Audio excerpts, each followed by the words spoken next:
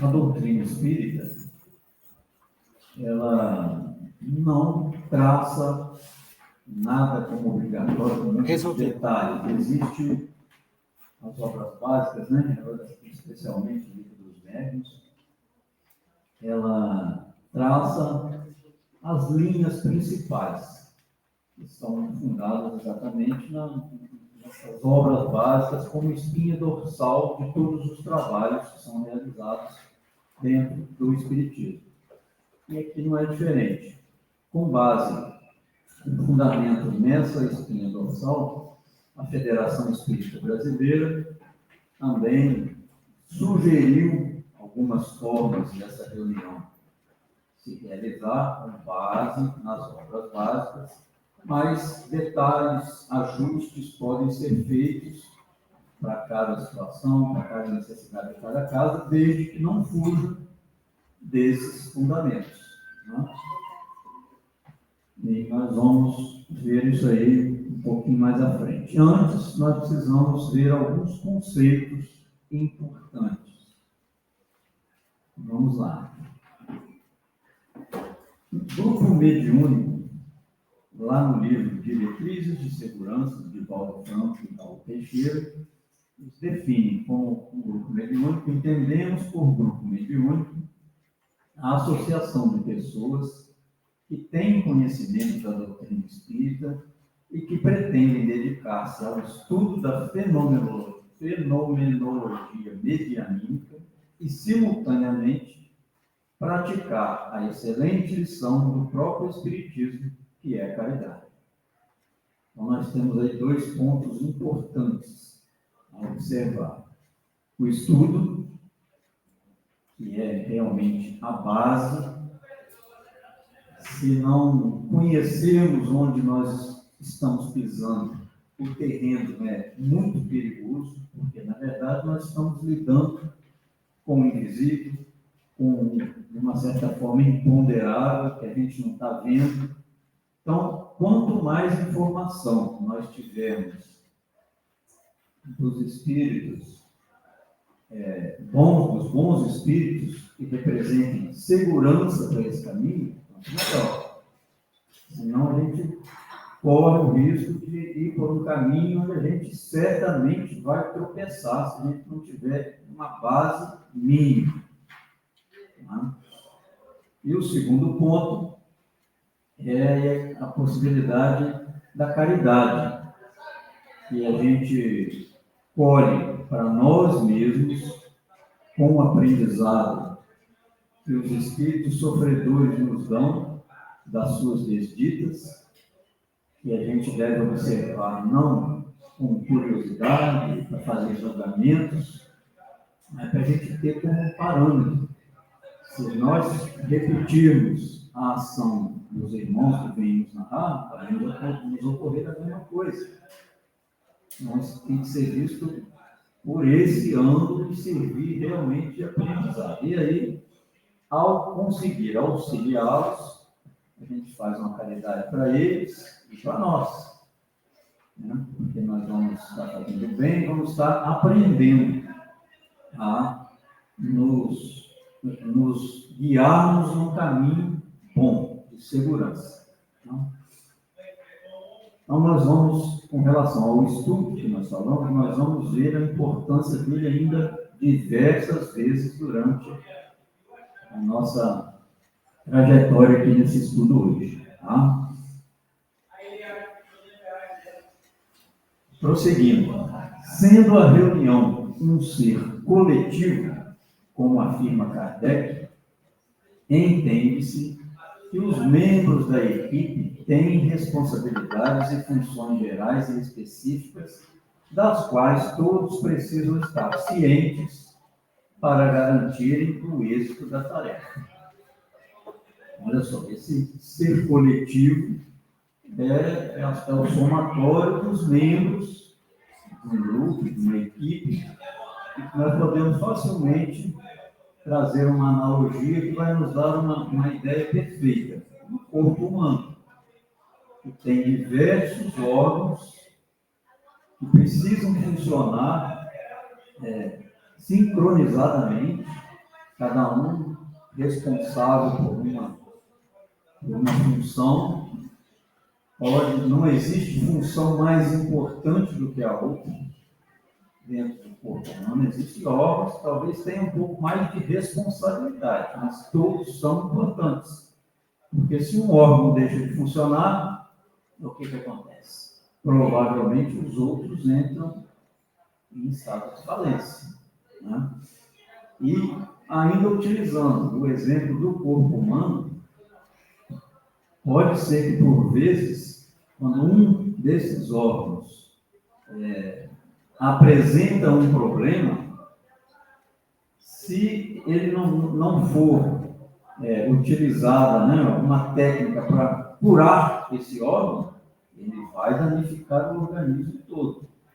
Então, às vezes esse órgão precisa ser removido, seja temporariamente, seja definitivamente, para que o funcionamento do resto do organismo possa se dar de maneira, né, tranquila e harmônica.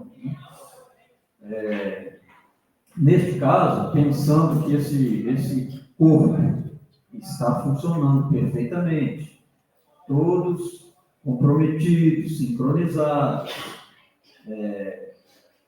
quanto maior for essa organização desse corpo, tanto maiores são as possibilidades de trabalho. Quanto maior for essa organização, maior ligação esse grupo vai ter com a espiritualidade superior. E, em consequência, será mais bem utilizada pela equipe espiritual superior. Quanto menos organização, menos possibilidades. Maiores possibilidades de se vincular à equipe inferior. Quem queira desorganizar esse grupo. E é o que não falta por aí, gente querendo desorganizar, né? Espíritos querendo desorganizar grupos que trabalham para o bem, para o Cristo. Contanto é que constantemente, em todas as reuniões, do grupo aqui que a gente participa na segunda-feira, do que eu participo, do que o João coordena também, as narrativas são sempre a mesma. Ameaças de que vão destruir o grupo, porque esse grupo acaba interferindo nos interesses de pessoas desencarnadas, né? Que estão, às vezes, dominando determinada pessoa. A equipe espiritual vai lá, traz a pessoa, o espírito aqui, que está sendo alvo de uma obsessão, de uma influência, de uma dominação, e isso irrita aqueles que estão exercendo aquele domínio. Então, se o grupo, esse organismo, não está saudável, a possibilidade dele ser desarticulado é enorme.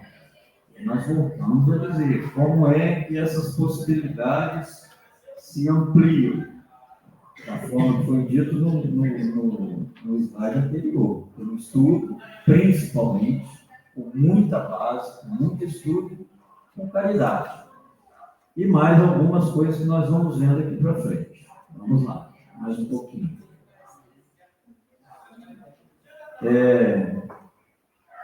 O trabalho cabe todo a nós, ou toda a equipe espiritual. Qual é a função, a responsabilidade da equipe espiritual? A responsabilidade básica pelos trabalhos mediúnicos é do plano espiritual. E por isso, o verdadeiro esquema a ser seguido aí se delineia. Mas os lidadores da espiritualidade respeitam, e muito, os desejos e planificações expressos pelos irmãos da Terra. Esse trabalho que a equipe espiritual faz, que é o trabalho, né, a responsabilidade básica deles, eles preparam o local, o ambiente onde vai acontecer a reunião, né, fazem ali a limpeza psíquica, e removem energias deletérias que ficam ali acumuladas, instalam aparelhos que vão ser utilizados na hora da realização, né? Da reunião propriamente dita, de tratamento, de desobsessão, o que é que seja. E se incumbe de avaliar e trazer os espíritos que têm condição de receber atendimento. Né? E a outra parte cabe a nós, nos prepararmos da melhor maneira possível. Existem regras que são estabelecidas de segurança para os participantes, que nós vamos ver mais à frente. Né? Existe a regra, como a gente vê, por exemplo, muita gente que participa aí da ectoplasmia, existem as regras de dieta, que são regras de segurança para quem vai participar. Da mesma forma, a reunião mediúnica tem.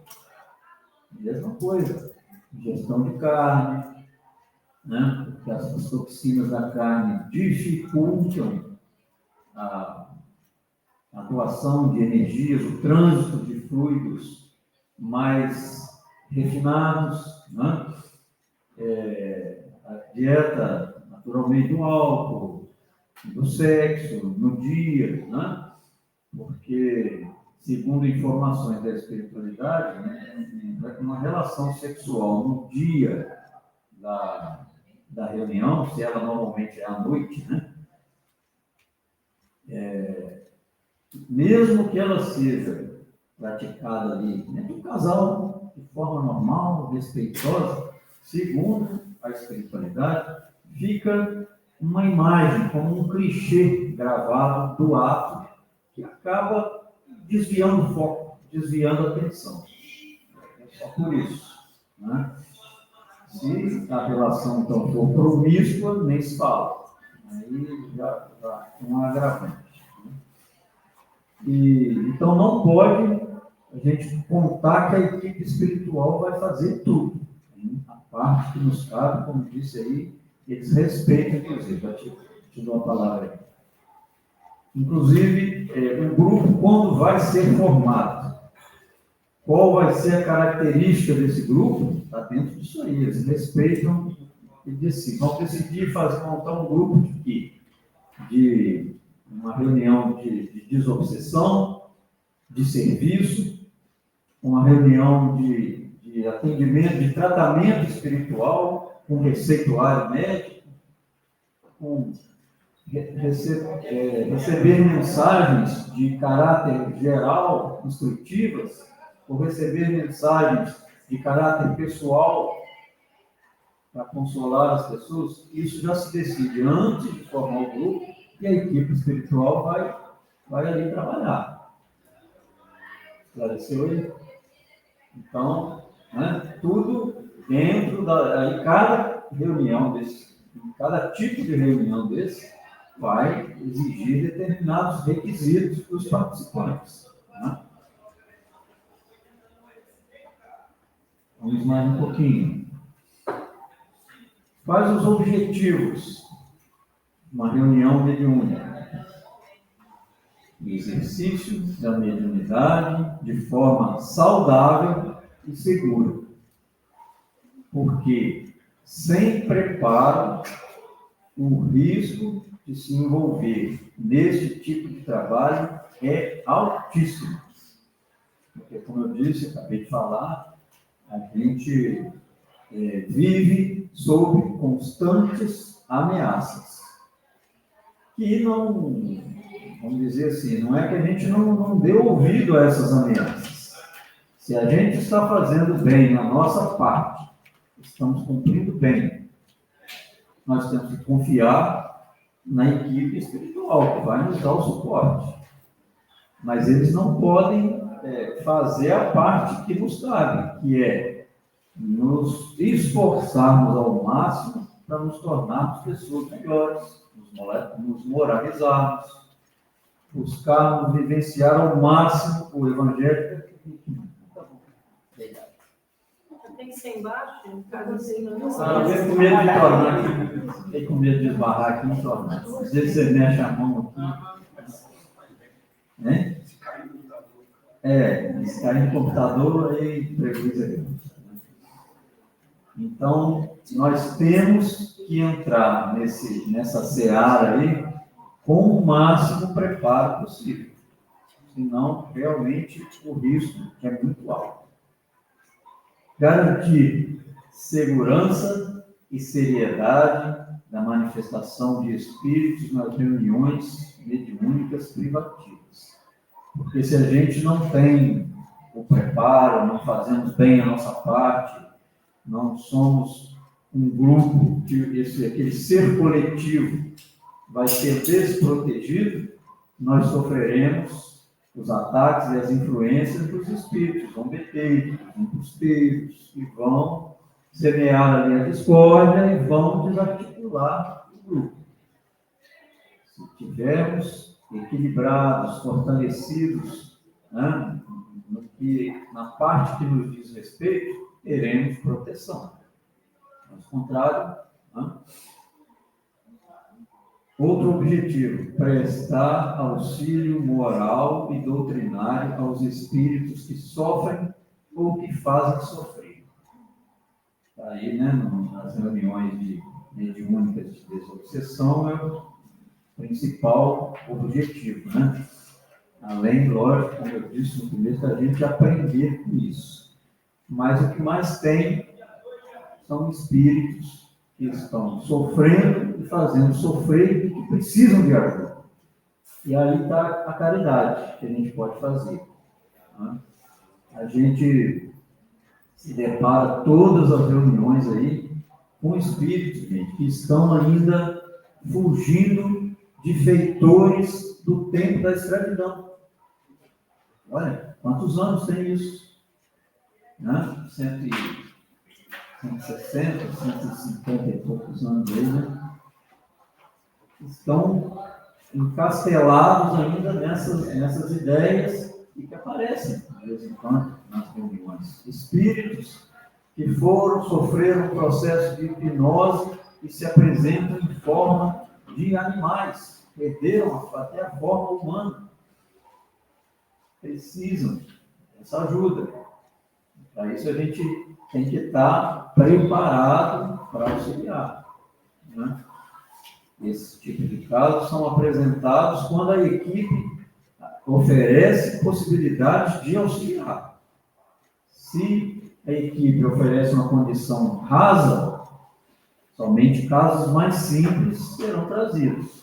Se a equipe oferece maiores possibilidades, lembra que dissemos no início, quanto maior a harmonia, a organização daquele organismo, maiores possibilidades. E a equipe espiritual vai explorando, vai trazendo, vai, né, implantando os casos. Sim, cara. Os espíritos são trazidos à mesa mediúnica pela espiritualidade, né, trabalhadora, no caso da casa. Sim. E eles são, no caso de espíritos assim, violentos, né? E eles são contidos, ou eles são trazidos e contidos e depois levados, ou corremos um risco, participando de uma mesa mediúnica, saímos acompanhados. Não, sair acompanhado não. Eles são trazidos e levados. Ou permanecem na casa, ou não querem ficar e voltam para onde algum está. destino vai ser dado ali pela situação. Então, corremos o risco de...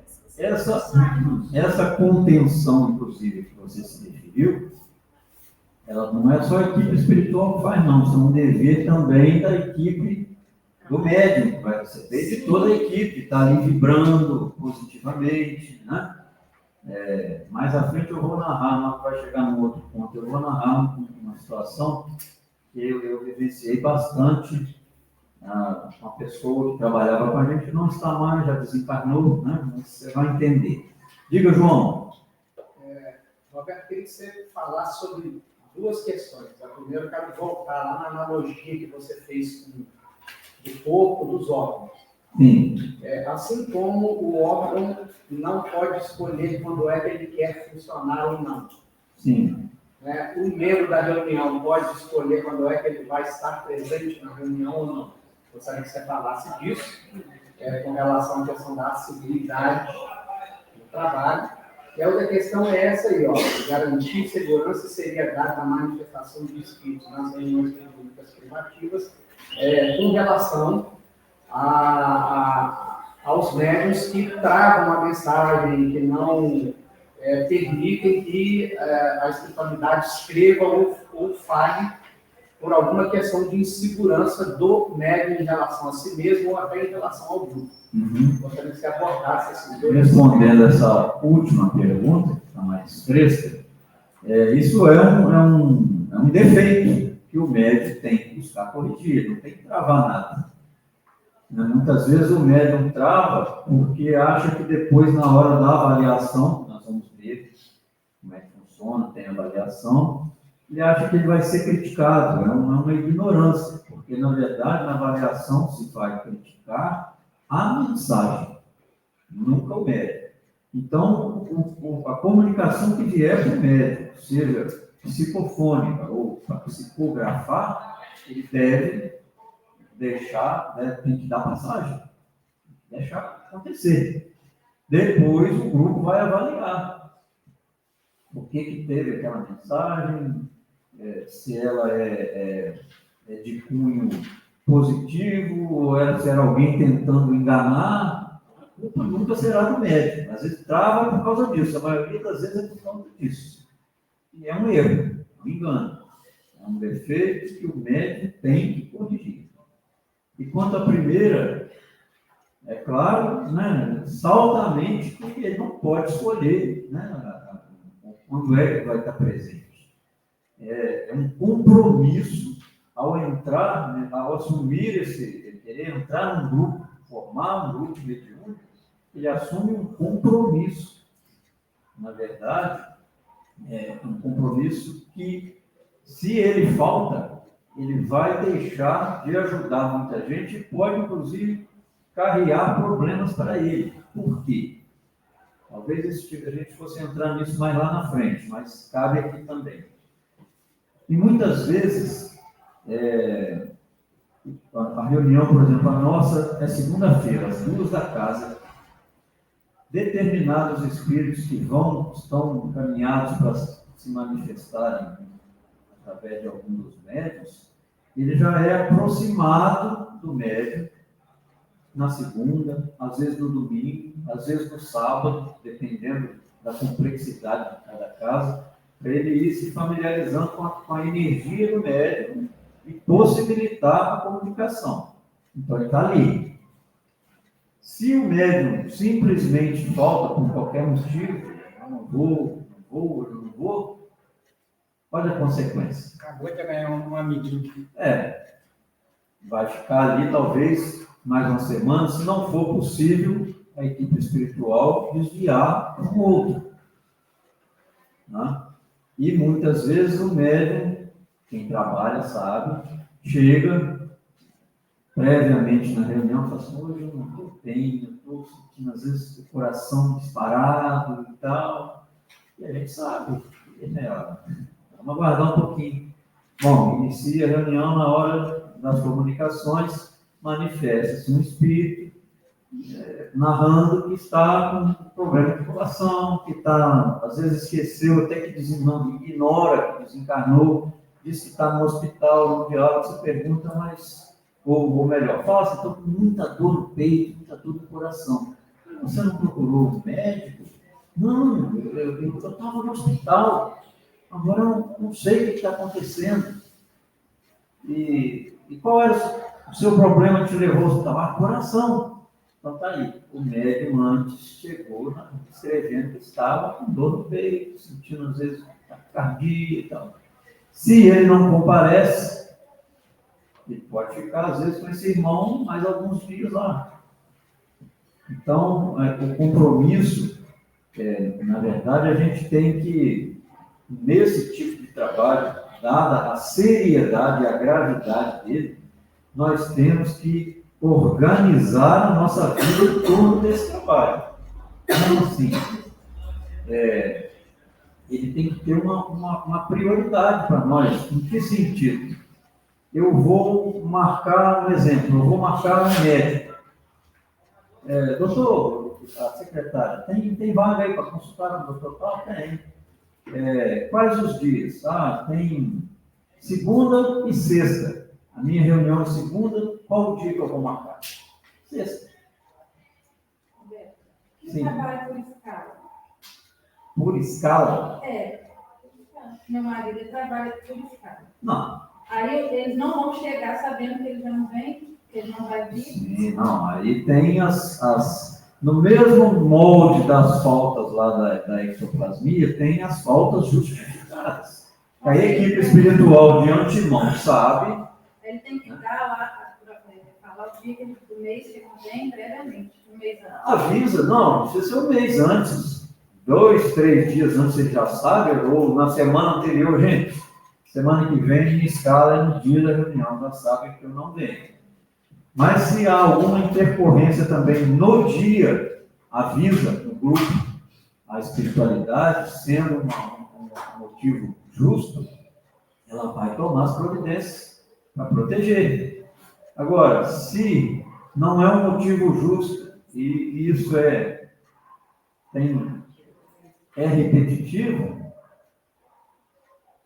isso, com certeza vão deixar a pessoa pensar um pouquinho ali e colher algumas consequências para ver se desperta. Roberto, você falou sobre a questão do bloqueio da mensagem. Se, às vezes, pode a vida da pessoa, bloquear a mensagem, porque talvez não tenha um determinado conhecimento para filtrar aquela mensagem, ou a pessoa vai, eu vou soltar do jeito que vem a mensagem. A orientação é essa, soltar do jeito que vem. Depois vai se avaliar. Agora, o soltar do jeito que vem, nós vamos ver isso mais à frente também, se conter, o médium tem que exercer o controle ali sobre palavras de baixo calão, segura, o médium filtra. Passa de qualquer jeito pelo cérebro dele, principalmente quando não é médium mecânico, o espírito fala, passa na cabeça do médium para ir para a boca. Por isso até a incidência grande de animismo, que as ideias do espírito acabam se misturando com as do médium e saem. Isso é normal. Normal. Parece que o Divaldo Franco fala que, na verdade, mais ou menos assim, 60% é do espírito, 40% que vem é do médium. Normal. Isso é normal. Entendeu? Deixa sair do jeito que queira, para escrever ou para falar. Tá? Respondido aí, João. E por último aí, amparar espíritos em processo de reencarnação. Então a gente vê nesse conjunto de coisas aí de segurança, uma possibilidade grande de caridade. Para nós, que vamos estar trabalhando e aprendendo com os irmãozinhos, e para eles, que estão sofrendo e precisando de ajuda. O índice de irmãos que estão desencarnados e que não sabem que estão desencarnados é muito alto. Muito alto. Em todas as reuniões, sim. Posso fazer uma pergunta? Pode. João Roberto, em algumas leituras que eu faço, eu vejo que muitos espíritos que vão se aproximar dos médiuns, os que estão precisando mais da parte de moral mesmo, eles são avisados antes aos médiuns por outros no sonho, não é isso? Sim. Mas no sonho, então o médium já fica mais ou menos preparado para isso. Mas aqui na nossa casa espírita, existe isso ou qualquer espírito que esteja precisando, eles vêm assim, chega eu quero que for? Não, a equipe espiritual é que seleciona esses irmãos. Vem assim. A equipe espiritual se incumbe de trazer, às vezes atendendo a pedidos de alguém que fez uma prece e tal, e pediu, eles vão, analisam o caso, se o irmão está lá sofrendo ou exercendo uma influência, obsidiando alguém, já apresenta condição de ser atendido e de o mínimo dele mudar, ele é trazido. Tem casos que não adianta, tem que esperar um pouco mais. Esperar, vamos dizer assim, a fruta madurar, se pudéssemos dizer assim. Né? Continuando nos objetivos. Contribuir para o desenvolvimento da ciência espírita, incentivar e promover a capacitação continuada dos encarnados integrantes da equipe. A necessidade do estudo aí que eu falei que a gente ia ver muitas vezes. E é isso que nós estamos fazendo aqui. Para os que já trabalham, é isso aí. Para os que estão querendo se capacitar, né? É o início. Exercitar a humildade, a fraternidade e a solidariedade. Isso vai nos ajudando a nos moralizar, inclusive. Né? E cooperar com os benfeitores espirituais no trabalho de defesa da casa espírita. Como é que a gente coopera com os benfeitores espirituais no trabalho de defesa da casa espírita? Cumprindo bem a nossa parte, sendo disciplinados, dedicados, comprometidos com o trabalho. Isso proporciona certeza. Se a gente falha nesses pontos, a gente abre as brechas por onde a espiritualidade que quer desarticular o trabalho vai entrar.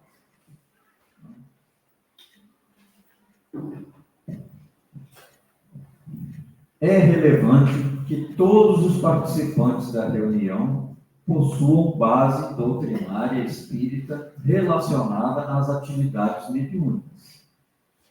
Como disse, o máximo de conhecimento que pudermos ter nesse terreno representa segurança para a gente. Caso contrário, serão cegos conduzindo cegos e se tornarão presas fáceis para a espiritualidade que quer desorganizar o trabalho. Condições para acesso às reuniões mediúnicas. Primeiro, estar integrado em outra atividade da casa espírita que não só a reunião de mediunidade. A nossa casa, por exemplo, aqui, o SEMA oferece muitas possibilidades aí. É o passe, as palestras, né? O estudo, a pessoa pode se dispor a iniciar a fazer o estudo. O departamento social oferece muitas possibilidades de trabalho ali. O departamento de infância e juventude, auxílio, né? Na evangelização das crianças, na mocidade, enfim, tem muita coisa aí que pode ser feita. Muito trabalho que pode ser desenvolvido. E a nossa casa está sempre aberta para oferecer trabalho. Tem alguém aí que já manifestou interesse em trabalhar e não foi oferecido algum trabalho? Se tiver, levanta a mão aí, por favor. Eu desconheço. Então, né, as portas aqui estão sempre abertas. Só que para trabalhar em todo setor que queira se transformar numa casa organizada e protegida, tem regras a serem seguidas. E às vezes, né, as dificuldades que nós temos, muitas vezes, é de seguir essas regras.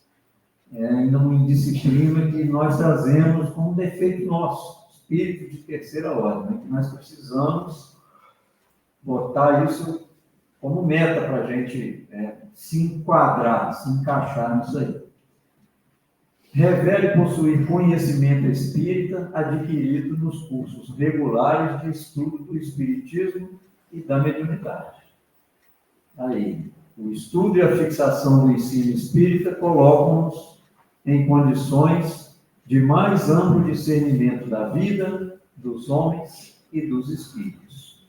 E se nós tivermos esse conhecimento mais amplo, né, esse discernimento mais amplo, tanto mais fácil será para a gente auxiliar os irmãos, tanto encarnados quanto desencarnados. Né? Se o nosso discernimento é tímido, é estreito, claro que a possibilidade é muito menor. Né? Ainda nas condições. e ele conheça as principais atividades da casa espírita, esteja integrado em serviços que lhe proporcionem a devida compreensão da atividade mediúnica, assistência espiritual, que compreende o atendimento fraterno, passe, serviço de visita a enfermos, evangelho no lar, assistência e promoção social e outros. Frequente uma ou mais palestras evangélicas doutrinárias. Prática do evangelho no lar, a sós, quando a família não aceita essa prática, ou em companhia de familiares e afins. Tudo isso, gente, vai representando um conjunto de coisas que vão significar, vão resultar em segurança para o trabalhador e para o grupo, que nós vemos que os trabalhadores estão seguros, são organizados, fortalecidos, o ser coletivo, que é o somatório desses membros, vai estar seguro, organizado e protegido. Não tem segredo aí. Utilize o serviço de atendimento espiritual e de passe da casa espírita sempre que se sentir desarmonizado. Participe de seminários ou cursos relacionados à atividade mediúnica. Olha o estudo aí de novo, né? Revele disposição para estudar de forma contínua e sistematizada obras espíritas que lhe auxiliem a realização da tarefa. E manifeste vontade de fazer parte do grupo mediúnico. Ótimo. Nessa situação, quando ele manifesta a vontade, essa manifestação dele necessita da aprovação do setor competente da casa espírita, né? Que é a coordenação do departamento de mediunidade. E aí, nesse contexto, voltamos a repetir, porque não é demais. Sem estudo, fica muito complicado, porque nós estamos lidando com o desconhecido. Volto a afirmar, ameaças são constantes. Eu não estou querendo espantar ninguém, não, gente. Porque quem trabalha sabe, isso é comum. Não adianta a gente vir para o trabalho pensando que é conta carochinha, não. O negócio aqui é pegado. É pegado. Né? E se a gente recebe essas ameaças e pensa que lá fora a vida vai correr normal, se a gente continuar lá fora descuidado, né, da nossa vigilância, de pensamentos, de moralização, nós estamos perdidos. Já houve situações de ameaças ter sido cumpridas? Não. Porque ameaças pode acontecer, mas pode virar realidade. Não custa nada porque é realidade. Tem ameaça, vai fazer. Por enquanto, a ameaça em relação a desarticular o grupo ainda não foi cumprida, porque os grupos estão aí de pé. Mas membros já foram retirados da reunião tranquilamente. Ainda depois vem a falar, eu não falei que eu ia tirar? Tirou. Né? Pelo menos no nosso grupo, lá no grupo que eu participo, né? Linda, Bruna, Lúcia, Maria, Caí, tem mais, Guilherme. Quem me pergunta não vai saber, né?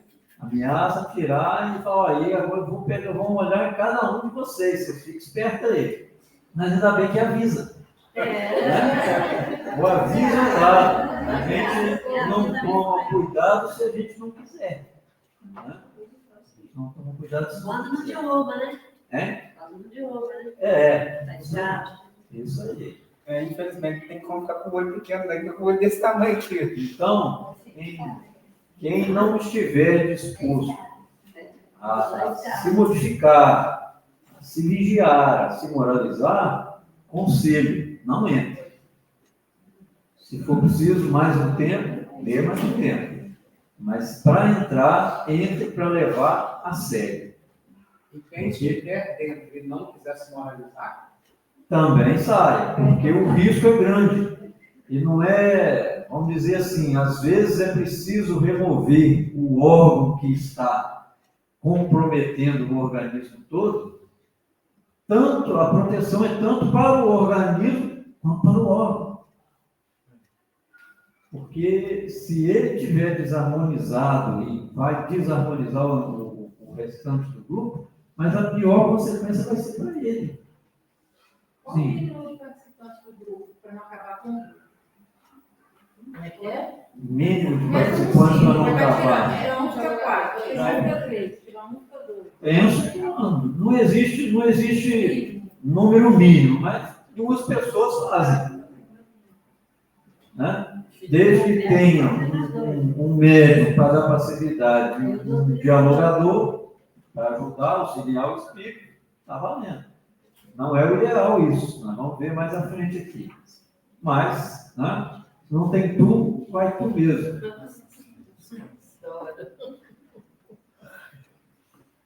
Esses integrantes da equipe mediúnica, como uma forma ainda de se protegerem dos ataques à espiritualidade, eles devem cultivar isso aí, ó, união de laços da mais sincera e descontraída afeição. Bom entendimento entre todos é condição indispensável, insubstituível se o grupo almeja tarefas mais novas. Não pode haver desconfianças, reservas, restrições.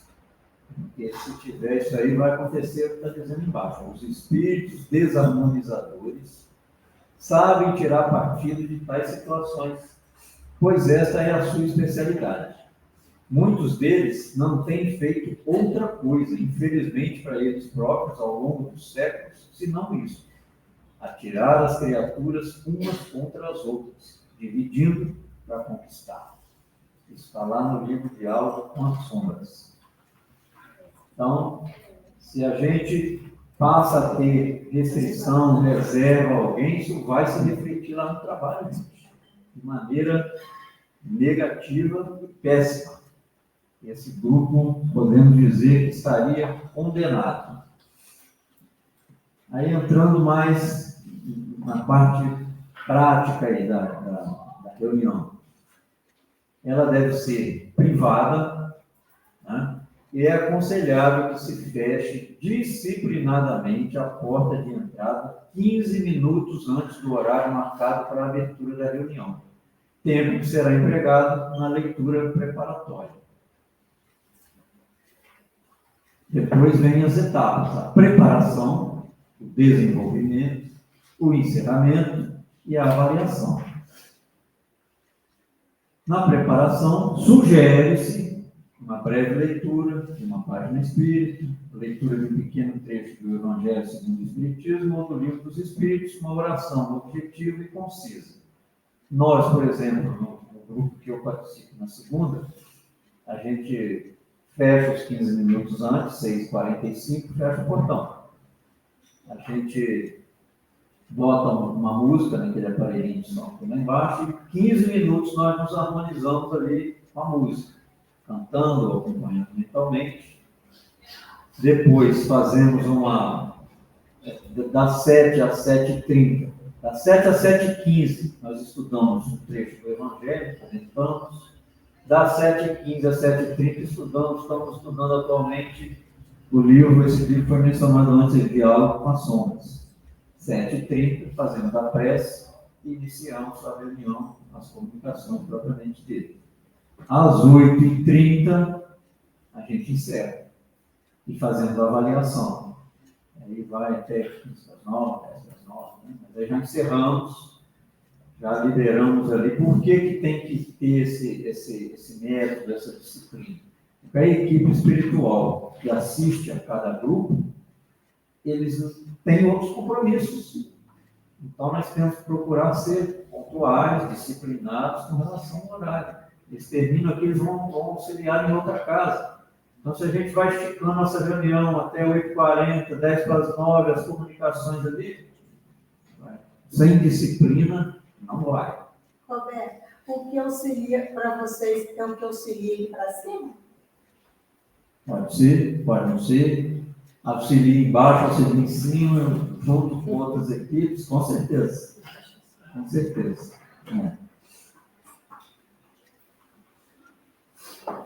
Aí no desenvolvimento nós temos a manifestação e o diálogo dos espíritos. Os médiuns ostensivos devem controlar o tom da voz nas comunicações psicofônicas, favorecendo a audição dos participantes e, ao mesmo tempo, a manutenção da harmonia vibratória do ambiente. Uma outra aí, vamos lá. No livro Desobsessão, do André Luiz, ele traz lá no capítulo 48, assim, Educação Mediúnica. Dever inadiável impedir que os manifestantes doentes subvertam a ordem com pancadas e ruídos que os médiuns psicofônicos conseguem facilmente frustrar. Quer dizer que o médium tem que engessar o espírito? Não. É conter os excessos. Deixa o espírito falar o que ele tem que falar, mas se for deixar de fazer o que ele quer, ele vai utilizar, né, se usar de palavras de baixo calão, vai derrubar a mesa, derrubar a cadeira. Esse controle, quem exerce, é o médium. Né? E até nesse sentido, se houver erros, para quê? Precisa, é o médium que controla. Ele pode expressar todo o sentimento que ele estiver trazendo, o ódio, a raiva, tudo, de maneira normal. O médium é que deve controlar o espírito e não ser controlado. Eu mencionei no início que eu ia relatar uma situação que a gente vivenciou. Quem trabalha no nosso grupo sabe, né? A dona Luizinha, que é sogra da Sueli, né? Ela trabalhou até mais ou menos uns 90 anos de idade, na mesa mediúnica. E ela relatava, a gente via que quando ela recebia, às vezes, um espírito violento, torcia a mão, daí a pouco o espírito falava todo meio que entre dentes, mas falava tudo que tinha que falar.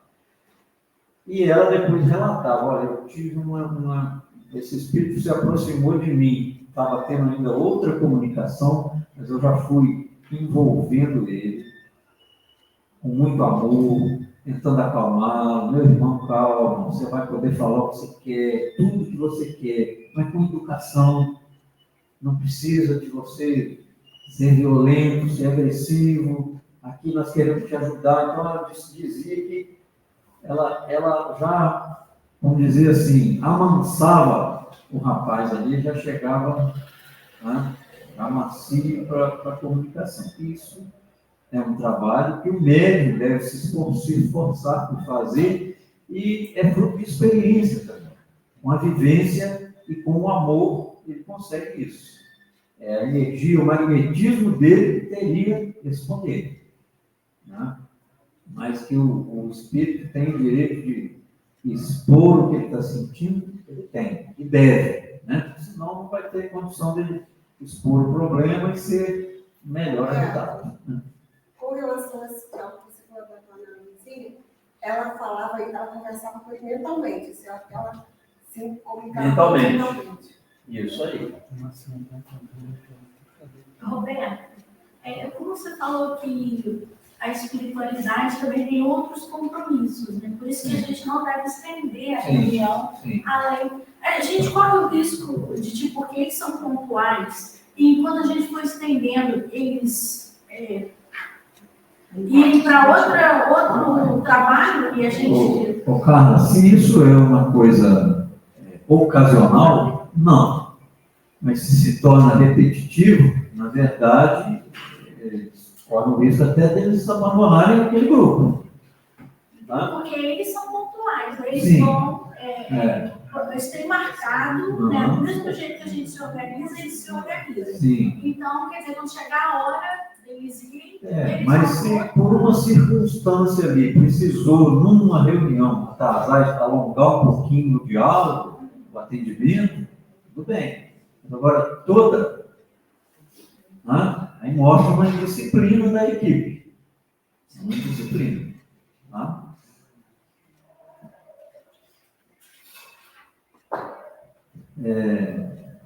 Sobre este ponto, ainda falando sobre isso aí, o autor Hermínio de Miranda, em Diversidade dos Carinhos, afirma que o primeiro aspecto a observar é de que o dirigente, não, aí nós estamos falando de outra coisa.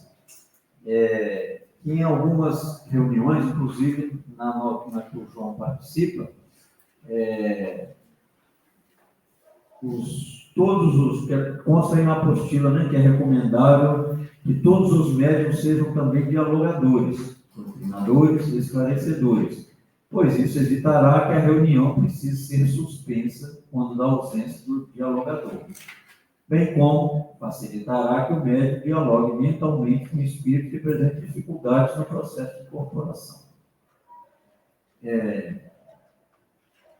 O Hermínio Miranda nos traz essa informação aí. Sobre este ponto, o autor Hermínio Miranda, em Diversidade dos Carismas, afirma que o primeiro aspecto a observar é o de que o dirigente das tarefas mediúnicas oferece melhores condições de êxito no desempenho da parte que lhe toca, se suas próprias faculdades, se as tiver, não o levarem a um estado de inconsciência. Ou seja, não é prudente confiar a direção dos trabalhos mediúnicos a pessoas que são propícias a entrarem em estado de passividade ou inconsciência. Vamos pensar que isso seja a regra, né? No nosso grupo, por exemplo, nós temos 3 pessoas que são dialogadores. Atuam 2 em cada reunião e um terceiro fica como médico de sustentação. Nesse caso, tendo 3, dificilmente vão faltar os 3. Para o outro grupo, o João já me relatou isso, eles tiveram uma dificuldade no início de terem participantes dialogadores, e eles ajustaram entre eles que, em cada reunião, um trabalhador, que é médium, não atuaria como médium, e sim como dialogador. Então, foi um ajuste prévio que é feito entre eles e com a espiritualidade. Provavelmente, naquele dia, a espiritualidade atua para proteger, para que não aconteça. Porque, realmente, o dialogador proporciona uma incorporação no meio de um diálogo e incorpora nele o inimigo do outro, o adversário que está lá, pronto. Nós temos um salseiro para acontecer, né? Por isso, não é recomendável. Mas toda regra comporta exceção. Entendeu?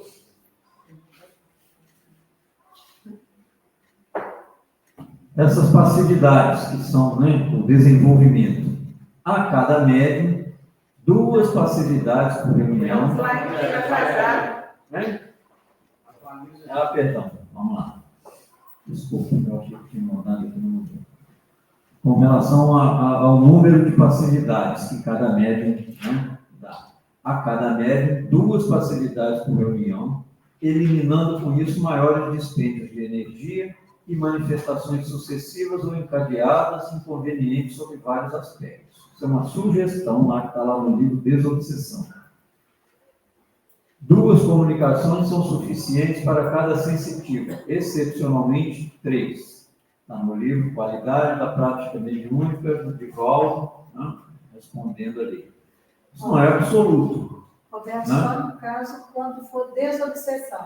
Se for para conversar outros assuntos, pode dar possibilidade. E outros assuntos, por exemplo, que se conversaria? Mensagens de pessoas que estão querendo comunicação com eles, sem ser de desobsessão. Traz mensagem.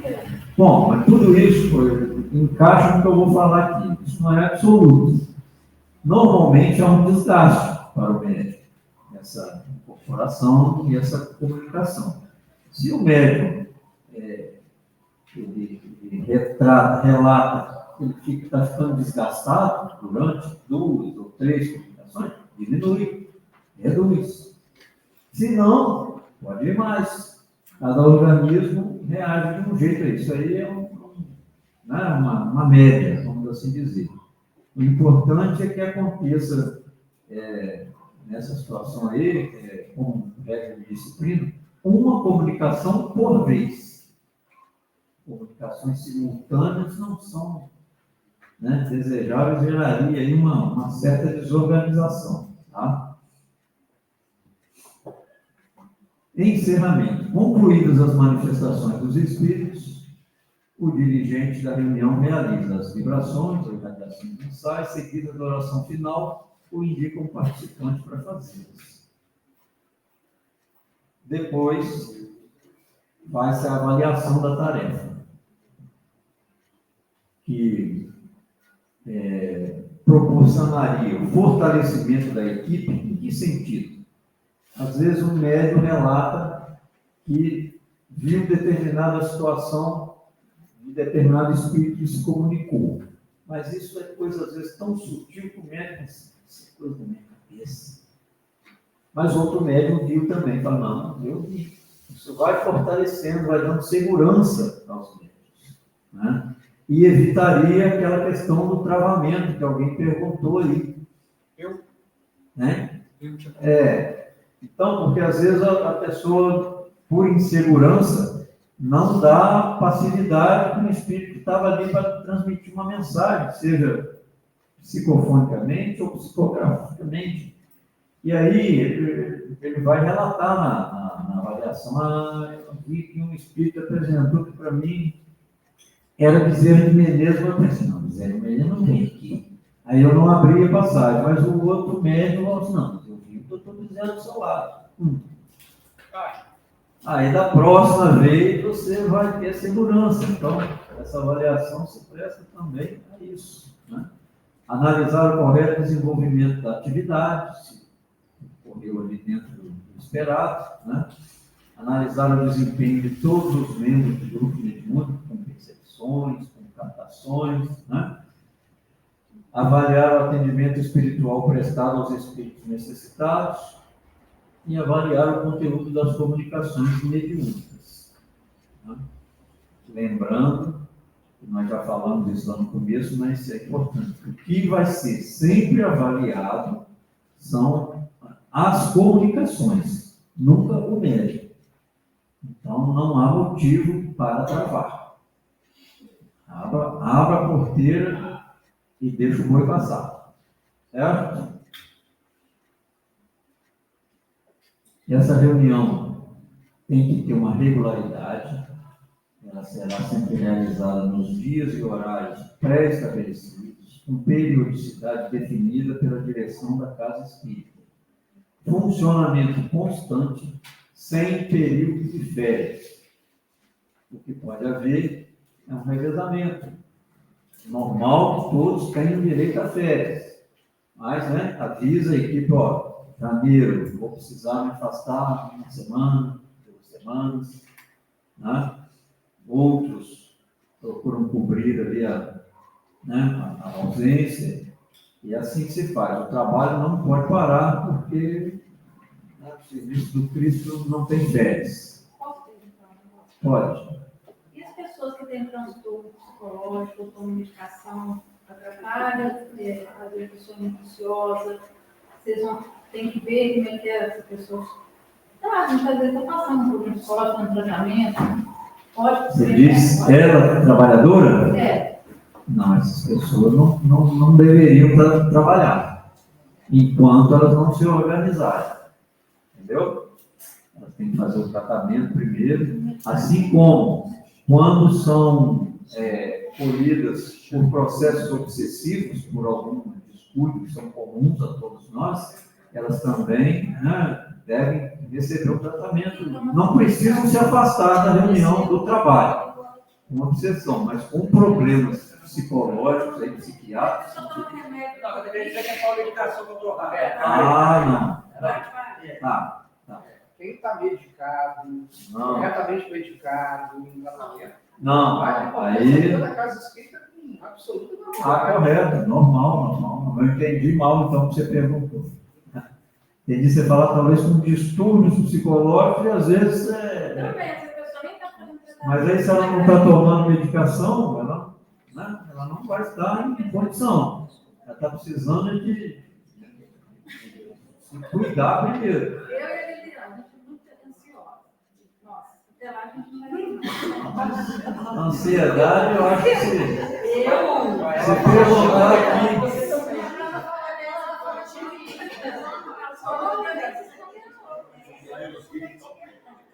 A papai eu não vejo, mostra que ele coloca eu não vejo. É preciso dizer que muito pior que uma crise de ansiedade é a maldade no coração da pessoa, é o orgulho que a pessoa não quer combater, é o egoísmo que ela faz questão de alimentar, são males muito piores. Mãe,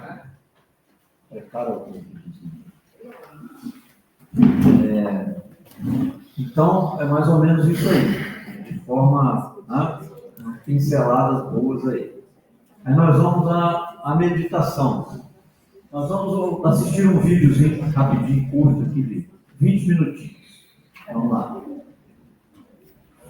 Olá, meu nome é Haroldo Dutra Dias e quero falar com você hoje sobre um tema importantíssimo: meditação. Isso mesmo, meditação. Toda vez que nós pronunciamos essa palavra, eu sei.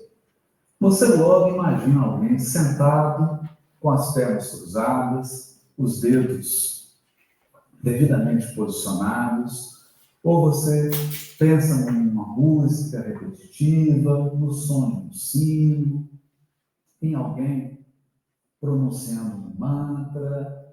Em suma, você pensa nas técnicas de meditação. Você pensa nos elementos que são acessórios da meditação.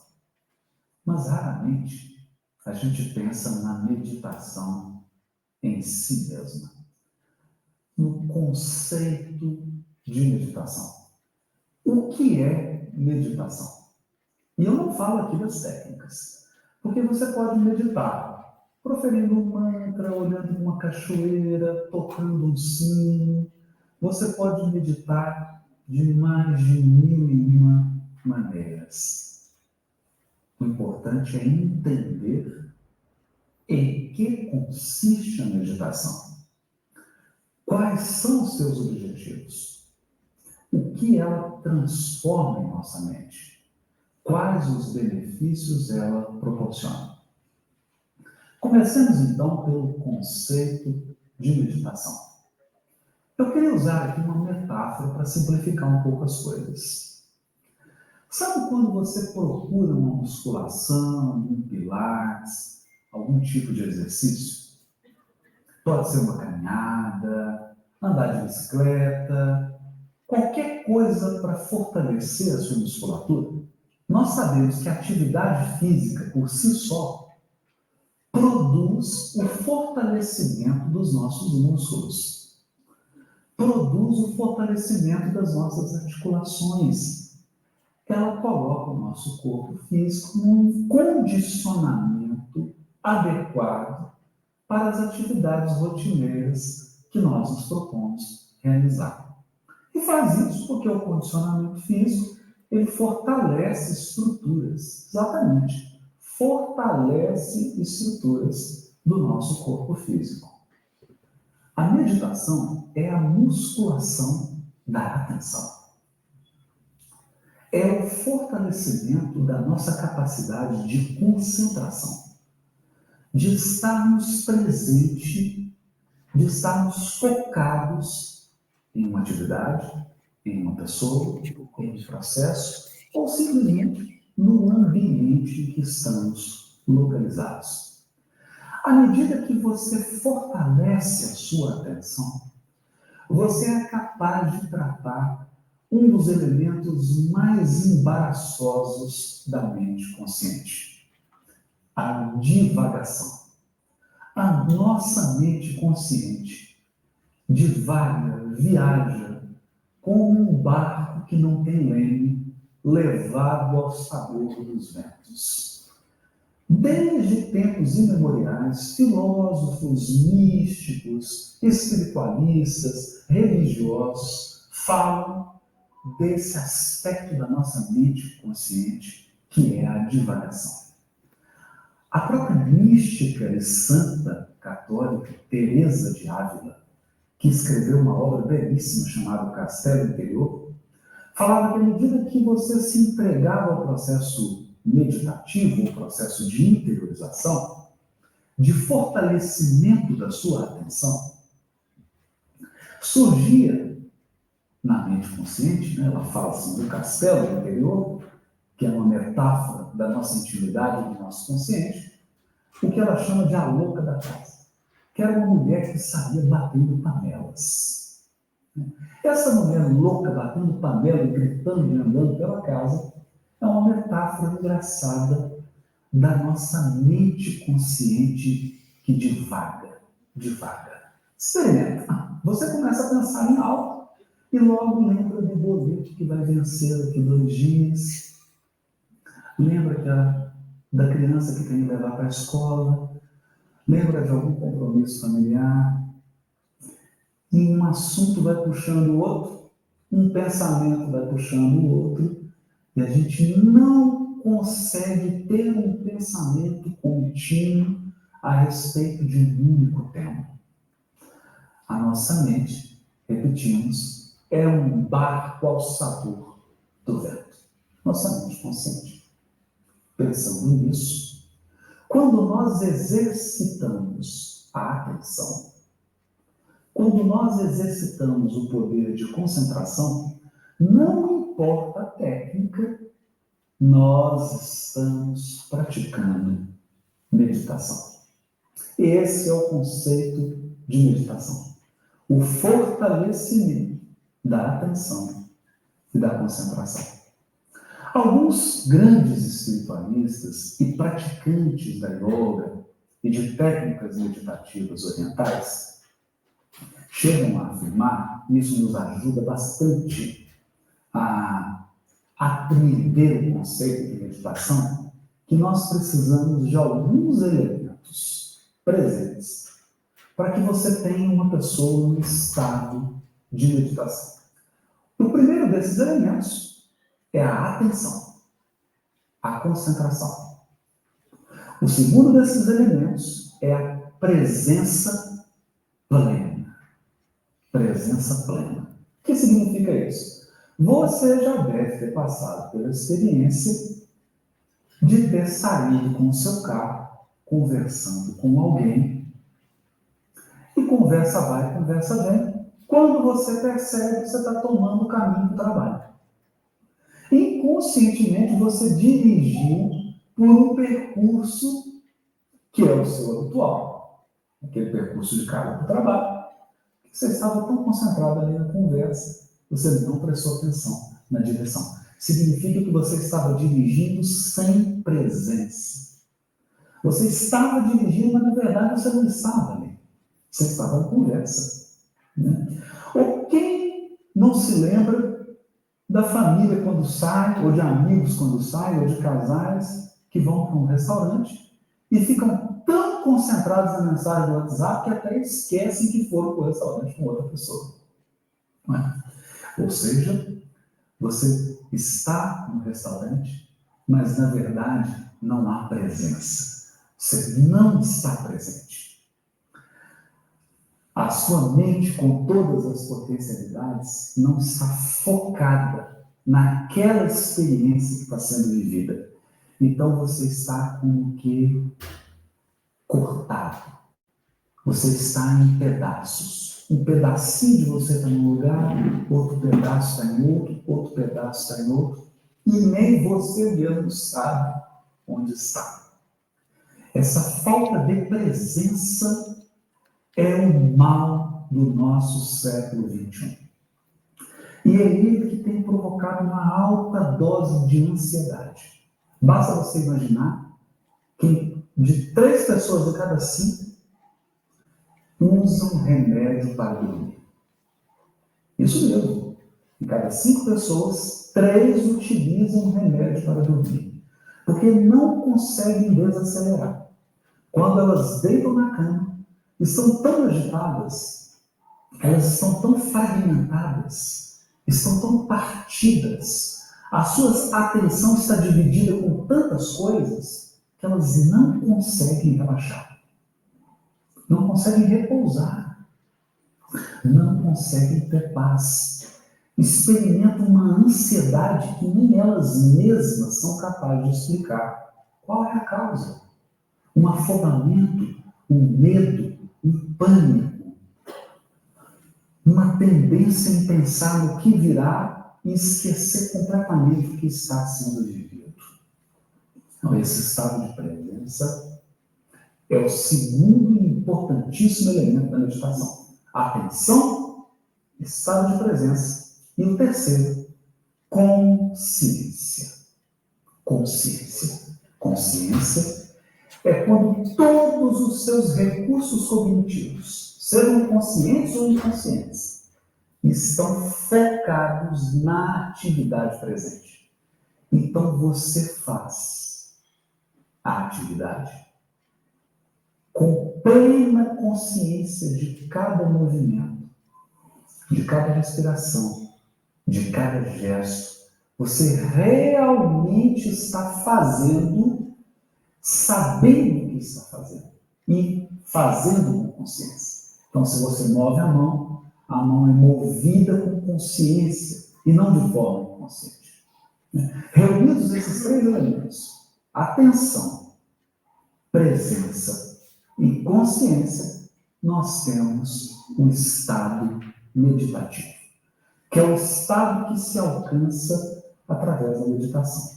E você deve estar se perguntando aí, gostei, fiquei entusiasmado, eu quero muito, eu preciso muito disso, eu sou muito agitado, eu sou muito ansioso, eu não consigo prestar atenção no que eu estou fazendo.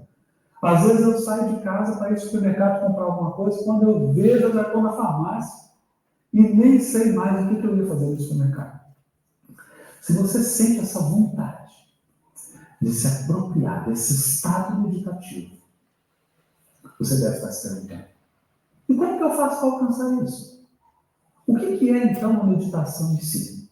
Um grande espiritualista chamado Osho chegou a dizer que toda vez que você faz qualquer atividade com plena consciência, total estado de presença e foco, atenção plena, não importa a atividade, essa atividade se torna meditação. Isso mesmo. Então, se você lava a louça, acabou de jantar, ninguém quer arrumar a cozinha. Você então se oferece como uma pessoa de boa vontade, e a família fica feliz com isso, e você então vai para a pia, pega as louças, mas transforma esse gesto de lavar as louças em uma meditação. Então você foca total atenção na água, nos objetos, na espuma, nos gestos que você está fazendo. Você está com a atenção toda fixa na atividade. Você está totalmente presente na cozinha. Então, naquele momento, você não está pensando no trabalho, você não está pensando na atividade que você vai ter que fazer amanhã, você não está pensando no que você fez, nada disso. Você esquece tudo isso. Você está 100% naquela pia, com as duas mãos executando a atividade de lavar as louças. E está fazendo tudo com plena consciência. Então, sua mão esquerda, sua mão direita, seus pés, o seu corpo se movimentam e você tem plena consciência da sua respiração, dos seus gestos. Para hoje, você está meditando. Repare, não precisa você assumir uma posição especial, você não precisa recitar um mantra, você não precisa tocar um sino, nada disso. Quando você faz essa atividade singela, cotidiana, de lavar a louça, com atenção plena, presença total e consciência plena do que está fazendo, você alcançou um estado meditativo. Qual a importância do estado meditativo? O estado meditativo, ele produz na nossa estrutura cerebral, e isso tem sido motivo para milhares e milhares de pesquisas hoje nas principais universidades norte-americanas e em várias universidades do mundo, os efeitos da meditação sobre o cérebro. A meditação produz uma espécie de relaxamento pleno. Você consegue apaziguar Primeiro, a sua musculatura. O seu corpo físico. Você sente a respiração. 12, Você sente cada parte do seu corpo. 24 e 12. Você faz as coisas com consciência, e não de modo inconsciente ou automático. 14 e 30. Isso produz relaxamento. Isso por si só, adivinha, baixa a sua pressão arterial. Isso por si só fortalece o seu sistema imunológico. Isso por si só garante um equilíbrio do seu sistema endócrino, das suas glândulas internas, que secretam hormônios internos, todas elas. Ou seja, um pleno equilíbrio da sua estrutura física. E você pode alcançar isso se você não quer lavar a louça, não gosta de lavar a louça, não gosta de fazer uma caminhada, você pode fazer isso caminhando. Mas não é caminhar pensando no boleto que você tem que pagar, no trabalho que você tem que fazer, naquele prazo que já venceu, no projeto que você tem que entregar, nos meninos que você tem que levar para a escola amanhã, naquele problema que você está enfrentando no relacionamento. Não. Não é essa caminhada. É uma caminhada em que você presta atenção na sua respiração. É uma caminhada em que você presta atenção nos seus passos. O passo será dado pela perna direita, o passo será dado pela perna esquerda. É uma caminhada em que você presta atenção no vento tocando a sua pele. Bom, eu vou disponibilizar esse vídeo lá no grupo depois inteiro, ele é 40 e poucos minutos. É para nos dar uma ideia que a meditação, né, seria utilizada aí como um meio de concentração, exercício da atenção, né? Até na apostila, quem leu aí, tem uma sugestão desse exercício, né, com a respiração. E, como dito aí, ela pode ser usada como uma porta de entrada no momento do exame de consciência, tornando este mais eficaz e proveitoso. Quem é que, às vezes, vai fazer uma oração e não acontece isso aí? Você paga um tempinho, encosta no canto para orar e começa a mente. A gente vai fazer o exame de consciência, principalmente no início, tem essa dificuldade de devagar, né? A mente, você às vezes concentra 30 segundos, 20 segundos, e depois a mente já começa a buscar outras paradas, né? A fugir. Então, a fugir, isso aí. Então, a meditação seria um exercício para facilitar a atenção e a gente entrar e conseguir fazer esse exame de consciência de uma maneira mais eficaz e proveitosa.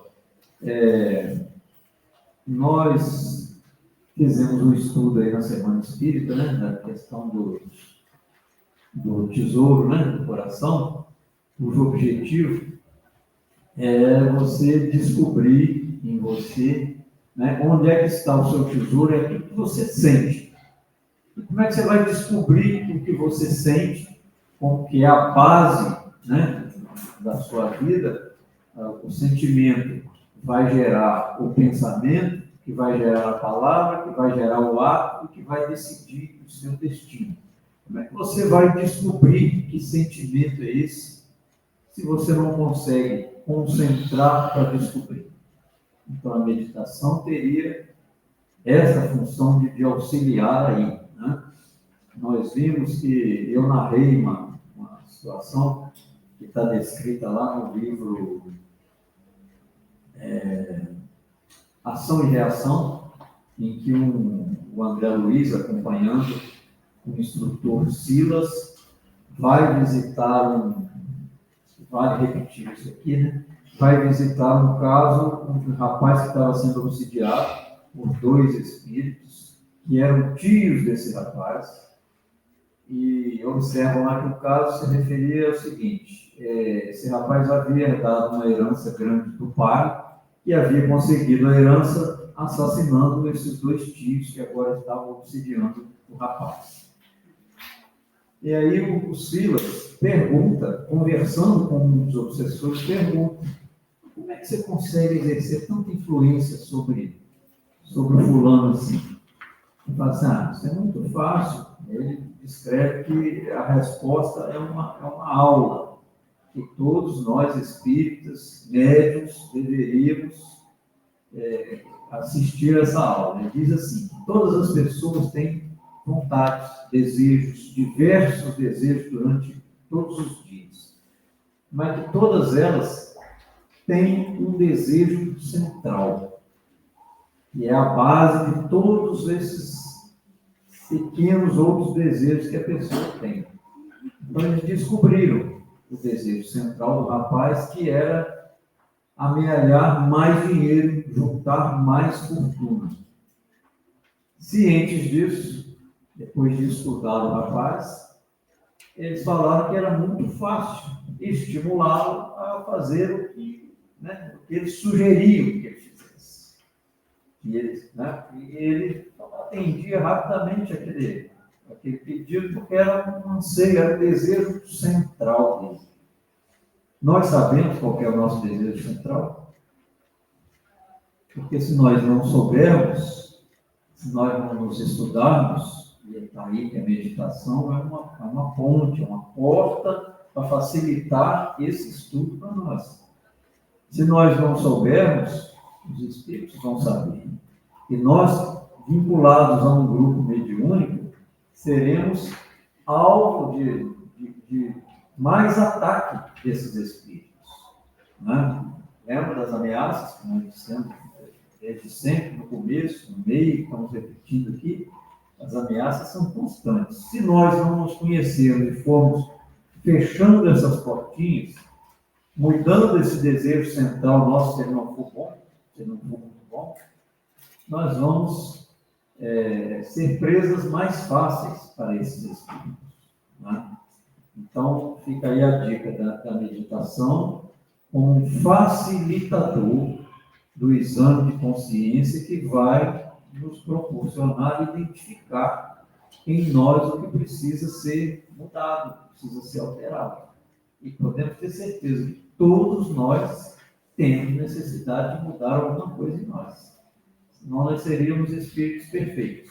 Né? Roberto, parece até uma covardia, mas não é, porque eles têm tanto acesso à nossa intimidade, e para quem olha de fora parece realmente uma covardia eles sem ter esse acesso ao nosso íntimo. E nós mesmos com muita dificuldade de encontrar o que eles veem com tanta facilidade. Se eles encontrassem em nós somente coisa boa, isso não interessaria eles iam procurar em todo lugar. Quem iria nos procurar seriam somente os bons espíritos. Mas, infelizmente, não é assim. Né? Então, prevalece aí, vigora a lei de sintonia, a lei de afinidade. Né? É isso que a gente precisa trabalhar por mudar. Alguém quer perguntar mais alguma coisa, colocar alguma coisa? Nós temos uns minutinhos aí. 4 minutos ainda. Roberto, eu ouvi dizer uma vez que às vezes, quando eu entro aqui, eu sinto uns determinados cheiros. Aí Determinados o quê? Cheiros. Cheiros. Aí uma pessoa da casa falou que eram espíritos que na segunda-feira fariam essa desobsessão. Isso existe mesmo ou é só uma coisa da minha cabeça? Não é da minha cabeça, porque uma pessoa também diz, não, realmente está. E algumas pessoas sentem que hoje está. Vocês sentem? Não necessariamente decorrente dessa reunião de desobsessão. Mas isso Pode ser, pode não ser, você pode estar sentindo algum... Aos domingos, na sua grande maioria, eu chego aqui e sinto cheiro de rosas. Muito gostoso. Às vezes de rosa, às vezes de outros. Suor. Muito bom. A equipe espiritual trabalha, né? E às vezes deixa, onde passa, às vezes deixa o perfume natural, que exala, né? Da luminosidade deles. Sim. Tem dia que tem gente que bebe água, a água está com gosto diferente. Já ouvi falar que beberam água ali achando com gosto de água de coco. Pode ser, pode não ser da segunda, pode ser. Não, mas eu estou falando assim, mas é a equipe, mas são pessoas, quer dizer, são espíritos que estão precisando. Mas aí você só sente cheiro diferente aqui? Ou onde você, no outro lugar? Geralmente é na entrada, é no corredor. Não, digo, no SEMA, em outros locais que você vai, você às vezes não sente cheiro diferente? Sim, mas aí lá a gente pensa que é uma faculdade sua também, né? E às vezes você sente cheiro, eu não sinto. Aqui a gente sente no dia da evangelioterapia aqui em cima também, né? Uhum. Isso aí. Aí a gente costuma fazer orações para eles. Mas eu já senti cheiro ruim também. Entendi. E não foi bom, não. Cheiro sul. Não foi, não. Mas Posso terminar aqui? Eu penso assim, que bom que estão aqui.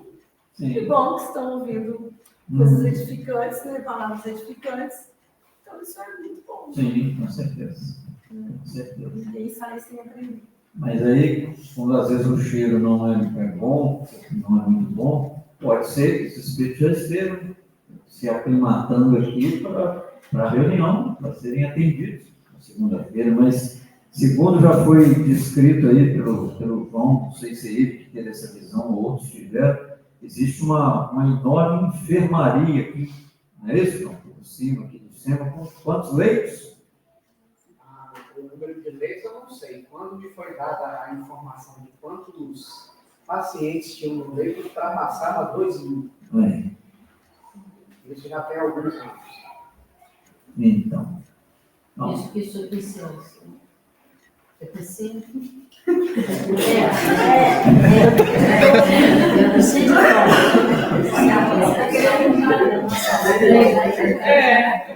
Que dinheiro assim.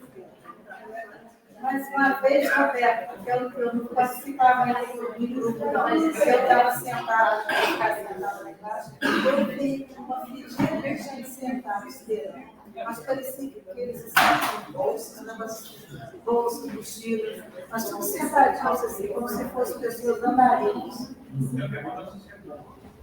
Pode fazer.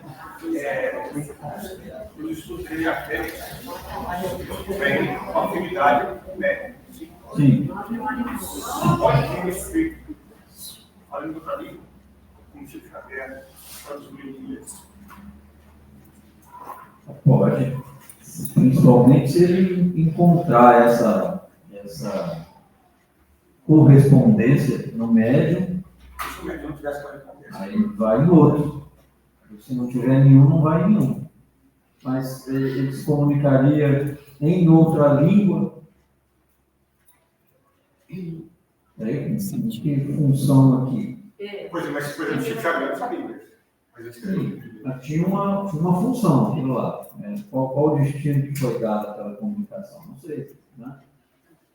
Se for algo útil. Ele devia ter no arquivo dele, de vida, né? Esse conhecimento fica. Sim, isso aí. Se tiver essa correspondência lá, vai rolar. E se você chega e fala em outra língua, qual é a funcionalidade? Qual a utilidade, né? Também. Né? Mas aí uma outra época, se provar alguma coisa. Sim. Né? Hoje já não cabe mais, né? É isso aí. Haveria, não teria uma utilidade. Hoje tem que tocar a inteligência. Né? Então, gente, no próximo dia 8, nós teremos o nosso próximo encontro aqui com a Bárbara. Circuito mediúnico, vontade de apelo, vontade de resposta e desdobramento. Ok? Vamos orar para encerrar. Obrigado, Senhor, por mais essa oportunidade.